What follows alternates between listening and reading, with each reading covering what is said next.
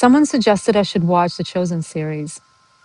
I had my red flags and my doubts about it, but I thought I'd pray about it first before I write it off.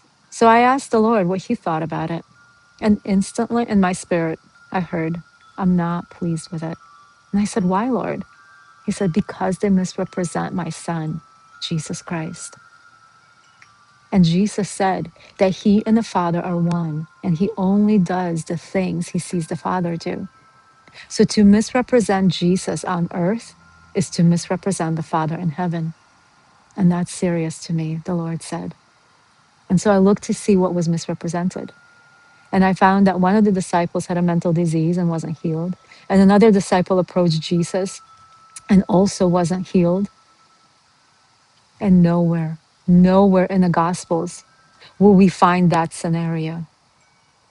And it's a serious offense to add to the word and to take away from the word. Jesus says over and over again, I will not turn away anyone who comes to me. And over it says in the Gospels that he healed all who came to him.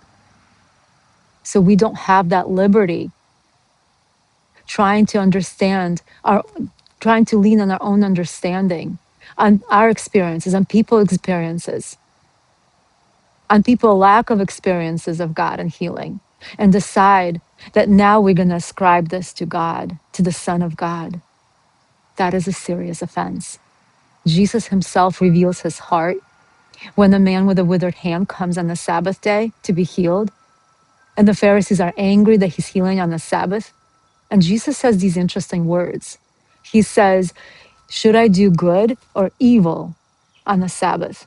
He considered it to be evil not to heal that man, being able to do it, and to send him away, and to tell him to come back on a Monday. What's the big deal, right? He's already been sick all these years. What's another few days? Then there's a woman with a hump that comes, and Jesus sets her free as well. And of course, they're angry because it's Sabbath again. And he says, shouldn't this daughter of Abraham, who was bound by the devil all these years, be set free? Now the salvation is here. The Redeemer is here. They were so hard-hardened to say that the sufferer should not be healed. And Jesus never, ever turned away anybody who came and asked him for healing or to be set free. He's the same yesterday, today, and forever. And so we cannot change the message of the scriptures.